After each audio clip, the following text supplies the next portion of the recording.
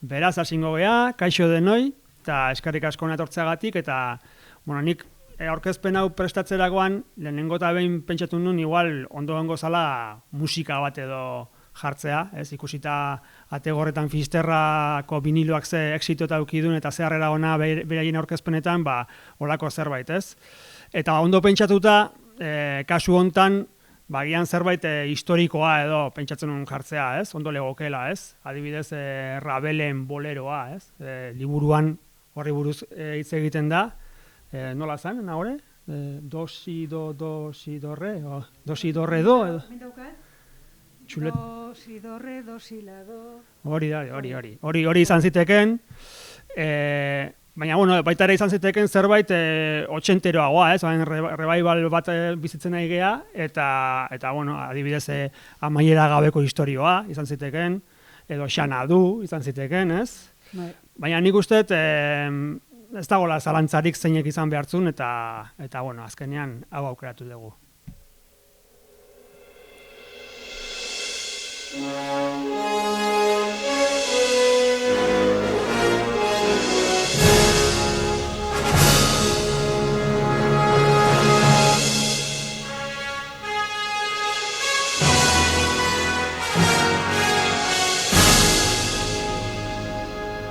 Badakizue ze soinu banda dan, Back to the Futureko soinu banda, eta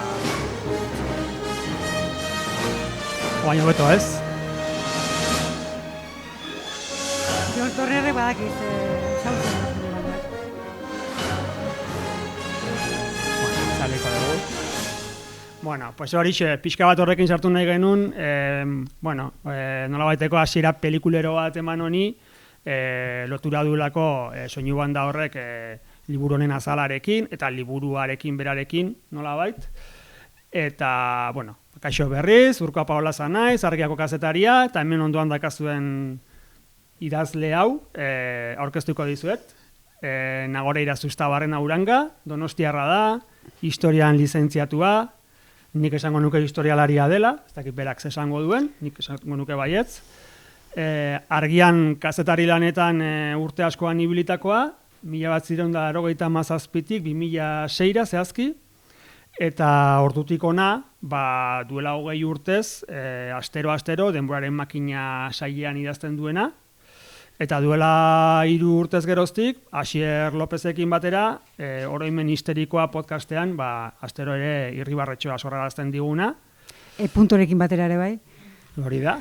Eta, gaur egun ikas materialen editorea da, eta besteak beste, eta gaur egun, gaur gurekin, liburu bat aurkeztera etorri da, Okerrabil Makiabelo, 57 bidaia iraganetik ikasteko liburua. Elkarrekin argitaratu duguna, Argiak eta Nagorek.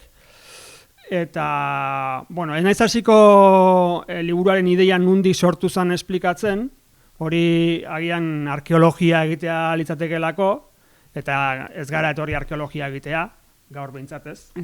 Gaur ez, beste egun batean akaso jungo gara.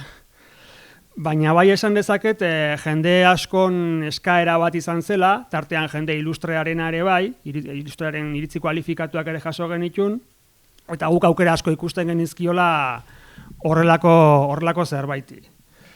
Bilduma bada, 900 artikulu baino gehiago argitaratu ditu Nagorek 20 urte hauetan, eta ez da errexea izan bilduma hori 57 artikulutara murriztea edo errenditzea. Eta,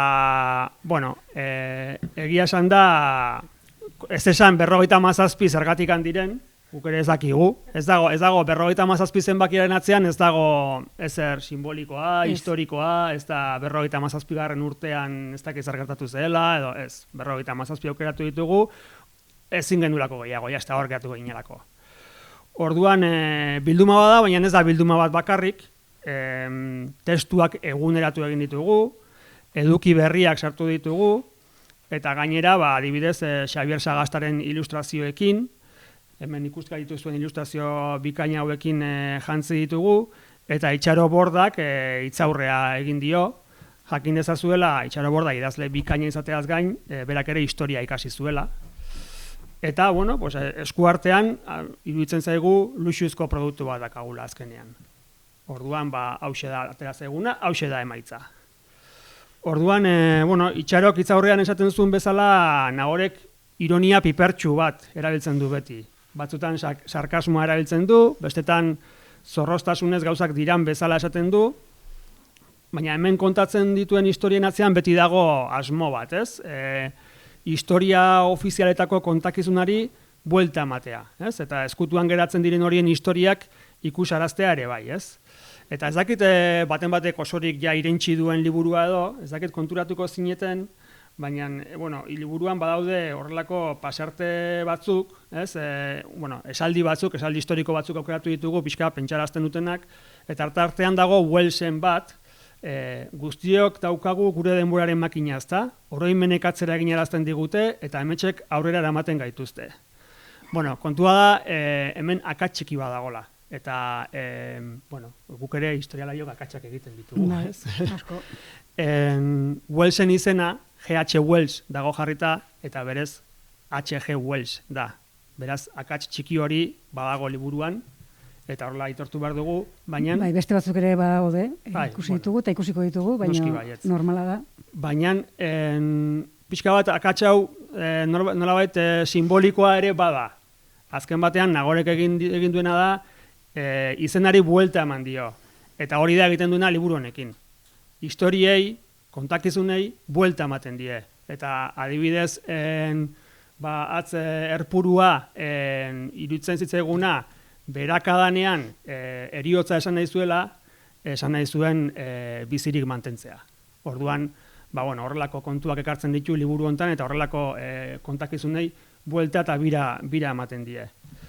Eta, bueno, besterik gabe, gomendatu liburua gozatzeko eta orain bidaia bat hasiko dugu, jarri eroso, badaezpada ualak eta lotu, eta Nagore zurea da volantea, zure eskuetan dago. Bai, bueno, bidaia iasan, bidaia hasteko frenoa jarriko ez, asmoa da denboran bidaiatzea, ez? Aurkezpen honekin eta pixka bat, ez? Bai liburu honekin eta bai sailarekin. Baina zientziaren arabera, sentitzen dut, baina denboran bidaiatzea ezinezkoa da. Ez saiakera batzuk egin dira, ez, mekanika kuantikoarekin eta zizare zuloekin lotuta, eta lortu duten gehiena da gorputz bat, giza gorputz bat ez, partikula txiki bat, gehienez ere etorkizunera eta iraganera mugitzea milisegundu gutxi batzutan, eta horrek ez du ja gehiagorako ematen, eta hor badago Fermiren paradoxa izeneko paradoxa bat, esaten duna estralurtarrak ez dira existitzen. Zergatik ez? Ez ditugolako ikusi, ez dagolako horren evidentziarik, ez? Eta hori zabaduta, esan dezakegu, etorkizuneko bidaiariak iraganera, gure orainera bidaiatu izan balute, ikusiko genituela, ez? Eta beraz... Gudakigula hemen ez daude, ez? Ez, gudakigula ez. Baina, hori, azkenean orduan zientzia formalek eta teknologia berrienak baliatuta ere, ez dute lortu denboran bidaiatzea, baina nik esan behar du nolabait ere, argia dan denboraren makina hontan, ez? Eta sartu nitzala teknologia berri esker. Izan zan, zuk esan dezun bezala, 1997an, redakzioan sartu aurretik, hemen egiten ari ziren zeruko argia eta argiako elkarrizketa zarrak digitalizatzen ari ziren, eta hortan laguntzeko esan zidaten etortzeko, ez? CD-ROM bat egin zuten horrekin. CD-ROM hitza esatea ere ja denboran bidaiatzea da, ze garai hortan zan punta-puntako teknologia eta CD-ROM esaten duan bakoitzean, uste beste 2 urte zarragoa sentitzen naizela. Bueno, garai hortan CD-ROM mazan azken teknologia eta horrela sinitzen, ez? Baina, bueno, egia da zintzak ez duela aukerarik ematen denboran bidaiatzeko eta azkenean, fisikoki ezin dugu, ez, denboran bidaiatu, baina irudimenarekin bai, eta denboran bidaiatzeko lehenengo tresna eman ziguna izan zen mitologia, ez, erlijioak, ez? Zientzia fikzioa baino gehiago. Elizarekin topo egin dugu. Beti egiten dugu topo podcastan ere bai. Bai, ze denboraren bidaiak izan dira, adibideak badaude, eta guk ekarriko egun adibidea da gertukoa, oso gertukoa, Euskal Herrikoa, denboran ez gertukoa, 10. mendeko historia bada, eta Leireko monastegiaren ingurutan gertatu zen. Dokumentu historikoak esaten dute, 1950 urte inguruan hiltzela orduko Leireko abadea, Birila izenekoa, bai. Baina, kondairak dio, handikan 300 urtera, ez, 13. mendean, itzuli zela monastegira bapatean. Eta hori nola gertatu zen, jakina Jainkoaren graziari esker gertatu zen, ez? Eta, egun batez, behin batean, Birila, Birilak entzun zuen Urretxindorra kantatzen, ez? Urretxindorra ez Kepaen Beita bertsolaria, Hori bai izango zen bidaia. Txori bat, Urretxindor bat entzun zuen kantari, eta kantuak erakarrita, basora joan omen zen, eta txoriari begira, eta bere kantua entzuten, lokartu omen zen, lokuluxka bota zuen, eta berari iruditu zaio, momentu bat bakarri pasa zela, baina esnatu, monastegira jun, eta konturatu omen zen, 300 urte pasa zituela lotan. Haze siesta puxka. Hori da. Eta hori zergatik izan zen, zentzu dauka horrek? Ofizialki Birilak, feduduna zen, baina zalantza zituen batez ere zoriontasunaren eta betierekotasunari buruz, ez? Eta orduan, ez dakiz zergatik, siesta luze horrek, lagundu mentzion hori ulertzen, eta Jainkoak oparitu zion, ez? Ze eskuza bala Jainkoa. Bai, hori. Eta nik esan behar dut, argian sartuta gutxiraia erredakzioan hasi nitzenean, Jainkoak ere denboran bidaia bat oparitu ziala. Seguraski damasointza eta oindala 7 urte. Zeruko argia barkatu, sortu zuten Aita Kaputxinoen bitartekaritzari esker. Jainkoak etorkizunera ez, iraganera bidaia bat oparitu zidala, eta kontatuko dut nola, batzuk hemen zendeten eta gogoratuko zerate, horintza. Eta da, hemen hasi ginenean, orain ere badago redakzio normai bat, prentsa izaten duna, ez? Oraingoa elegantegoa da, hola, ez? Karratua eta bajua eta kafe maitxo bat ematen du. Gure garaian, hola, bulegoko mai borobil bitxusiago bat zegoen, eta negoten ginen, normalean, hori ez, eguneroko prentsa eta berriak ikusten, baina nik uste hor baino denbora gehiago pasatzen nula, orain Daniren zuloa den hortan, hor zegoen argazki artxiboa eta zegoen argiako artxiboa, argiak eta zeruko argia zarrak fisikoki zeuden tokia. Eta hori bihurtu zen ere denboraren makina, ez? Eta, hori, zeruko argia zarrak miatzen ari nintzela egun batean, aspertuta, ez? Eguneko prentsak ez zian enbeste, ez? Horregatik nik uste horrek ezakit historialari hobea egin ninduen, kastari kaskarragoa seguru baietz. Eta, ari nintzela topatu nun, 2 izen topatu nitun, zeruko argiako Gazte naiz saileko artikulotxo batzuetan, da, Mari Carmen Uranga eta Mertxe Uranga, gure ama eta gure izeko zena. Eta orduan izan zen, hori, sentitu nintzen atzera egin bezala, ze gainera nik orduan 20 gutxi urte nituen, eta ama izebak adin beretsukoak ziren garai hortan. Eta horregatik eskaini diet, eskaini diet biei... Egia da, Nagoreri esan genionean eskaintza bat jarri behar duzu, esan zigula, baina hori nola ez da... Baina oso eskaintza polita, ez? Bai, hortaz gogoratu nintzen, eta iruditzen gaina gaiarekin oso moztorrela. Eta orduan, nire bizitzako 2 emakume horiek eskertzeaz gain, beste 2 emakume ere eskertu neko nituzke, gizonei ere iritsiko zaizu ez, zuren garaia. Eta bat da, zuek aipatu ze Itxaro Borda egin duen sarreragatik, eta batez ere, igual kontzeptualizatzeagatik, nik gai ez naizen, ez, gauza batzuk ez, eta azkenean kontziente ez naizen ezaugarri batzuk ere, hain garbi esplikatzeagatik, eta bestea hemen daukagu, eta Maialen Arana da, eta nik egindako mami honi ez, oso forma polita eta oso egokia eman diolako, eta Esan bezala, gizoneak geroago gautziko ditut. Bai, nagore, leheno aipatu duzu denboraren bidaia bat oparitu ziola Jainkoak Birilari. Eta niri ere bai. Bai, eta zuri ere bai. Baina hori, beste kasu batzutan ere gertatu izan da? Beste erlijio batzutan ere bai. Bai. Adibidez, orain ez naiz hasiko adibideak ematen, baina islamak, juduek ere badauzkate horrelako denboraren bidaia batzuk, hinduismoak ere bai, baina, zuk esan dezun bezala, ez, guri Eliza Katolikoari egurra ematea gustatzen zaigu, eta horregatik aukeratu dugu, eta gaina gertukoa delako, ez, hemengo Nafarrokoa kasu badelako.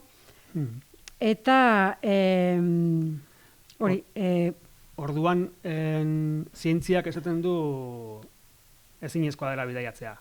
Eta mitologiak, bueno, baietz, baina azkenean ipuinak dira, ez? Bai. Orduan, ez dago ezer erdibidekoa? Ez dago ezer... Azkenean, zientzia fikzioa dago, ez? Zientzia fikzioa, eta dago, ondo esaten H.G. Wellsen novela bat, ez G.H. Wellsen liburuan agertzen den bezala. Liburuan aipuan agertzen da, gero testuan, aipatzen denean hau ondo zuzen agertzen da.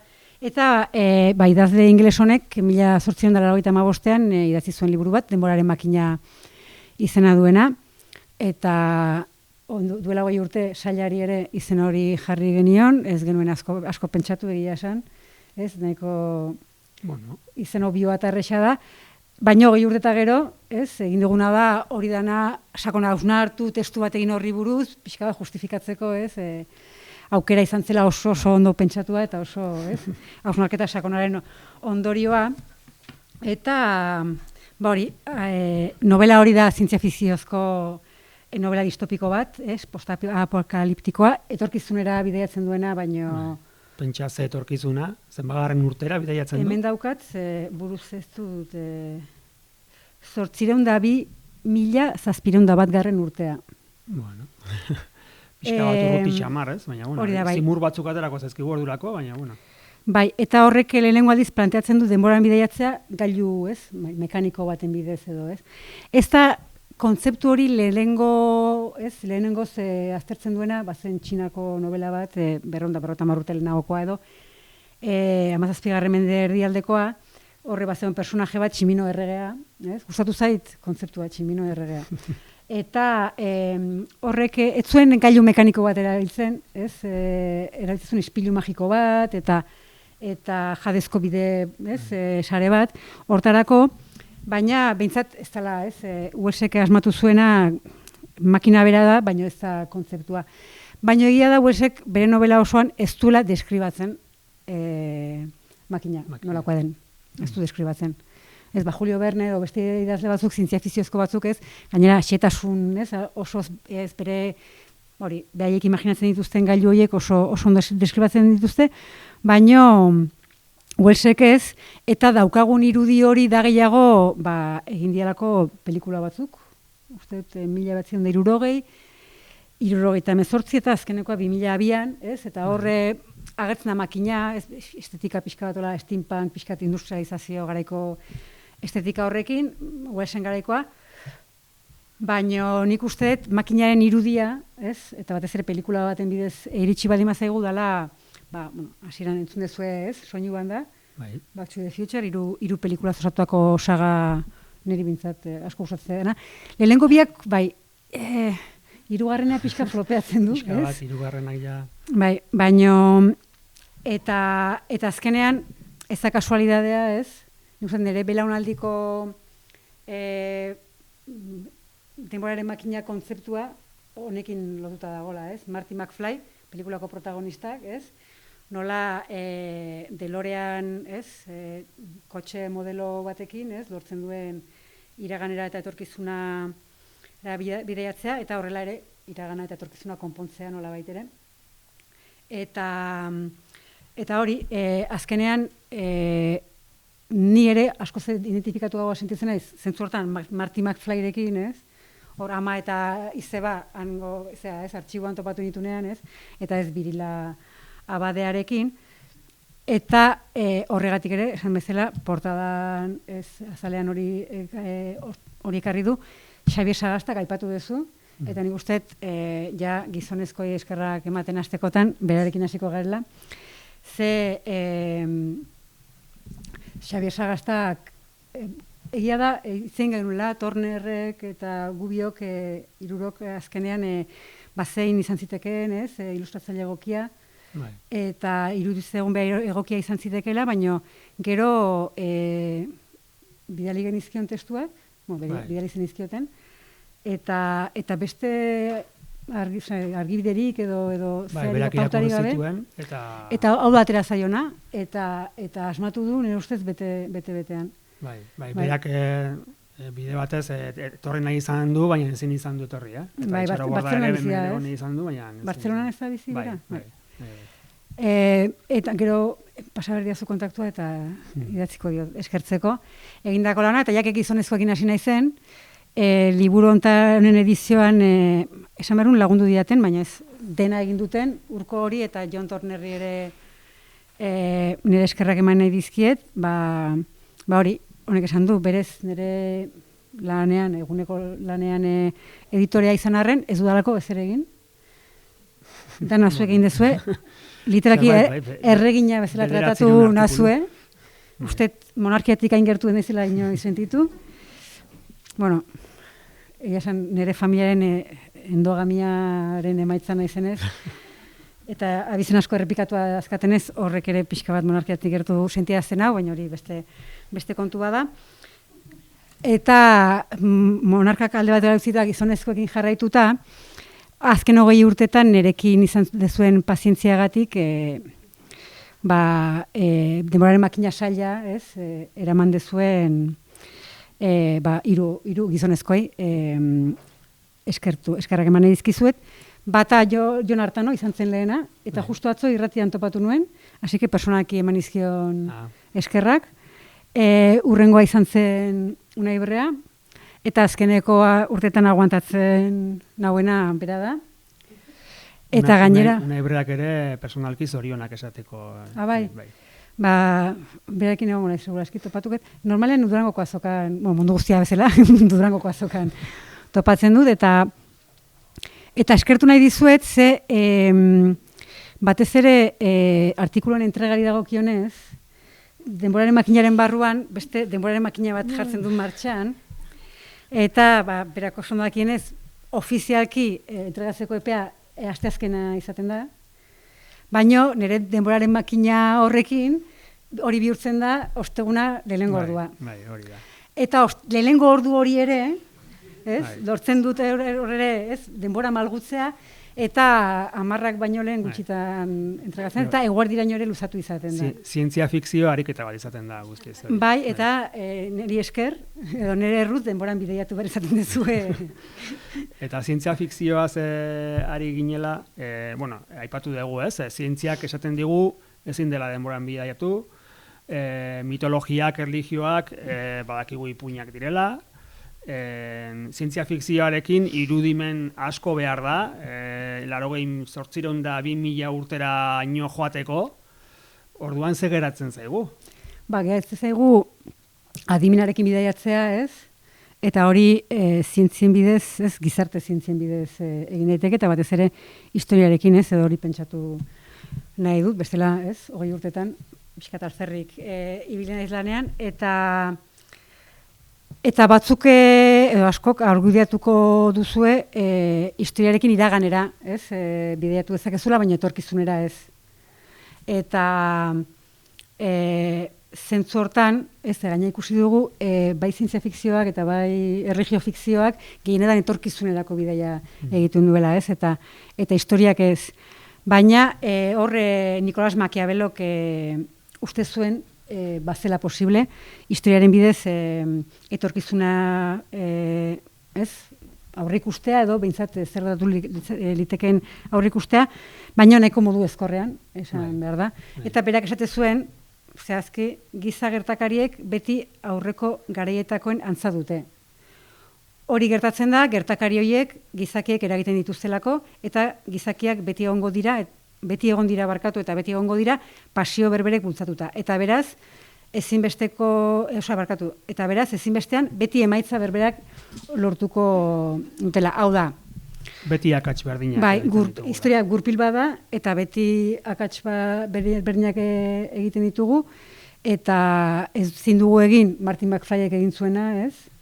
Iraganera jotea, ez? Etorkizuneko akatsak zuzentzeko, eta azkenean esaten duena Machiavellok da, ez daukagula erremediorik. Bai, bueno, guke okerrabil Machiavello, izenburua jarri diogu, horregatik, justu kontrakoa, ez? Azkenean, nolabait Nagorek, Machiavello bezalako gizon boteretsu zuri bati, ika gainera, esaten dio, ez okar zabiltzala, ez? Azkenean, irutzen zitzaigulako, hemen liburuan, daudela adibide pila bat, kontrakoa adierazten dutenak, ez? Azkenean, etorkizuna gure esku dagola. Adibidez, esklaboak behaien hilean txirikordekin aske izateko mapak egiten dituztenean, horre nolabait, beraien etorkizuna, beraien eskutan jartzen dutelako. Bai.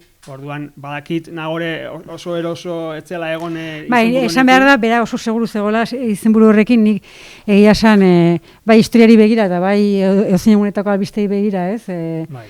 Zalantza egiten dut, erremidiorik ote daukagun edo ez, baina pixka bat kutsatu didazu optimismo hori eta gustatzen zait tituloa.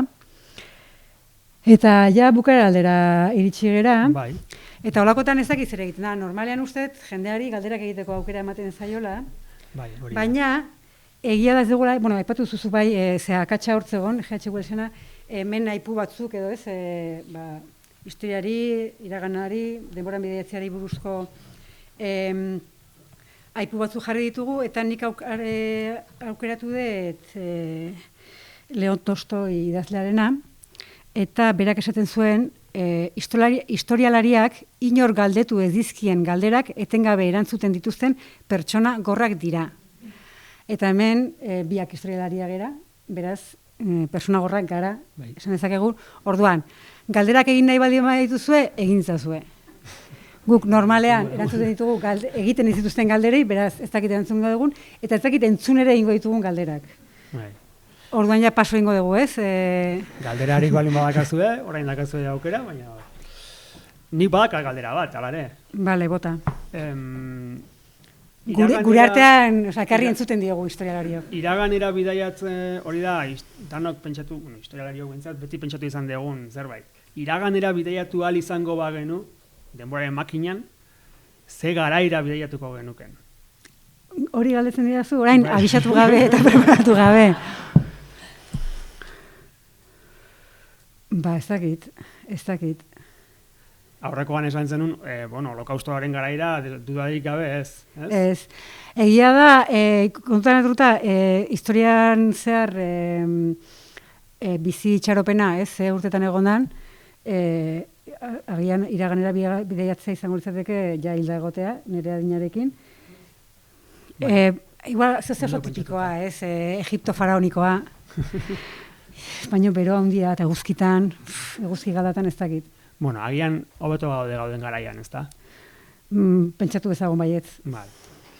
Bale, eskerrik asko Nagore, zure aurkezpenagatik. Zuri, eta zuei etortzeagatik. Eta eskerrik asko zuei danoi hona etortzeagatik. Eskerrik asko berriro ere Xabier Sagastari, esan dut ezin izan du etorri, Itxaro Bordari, Maialen Aranari ere bai, egindako lanagatik, diseinu lanetan eta bar. Antza imprentari ere bai eskerrik asko, beti gure liburuekin jartzen du mimo guztiagatik, eta kasu honetan ere horrela izan da. Eta beste gabe, eskerrik asko, eta goatu ziburuko azokan egongo gerala, Nagore ere harintzango da, eta han ikusiko dugu elkar. Eskerrik asko.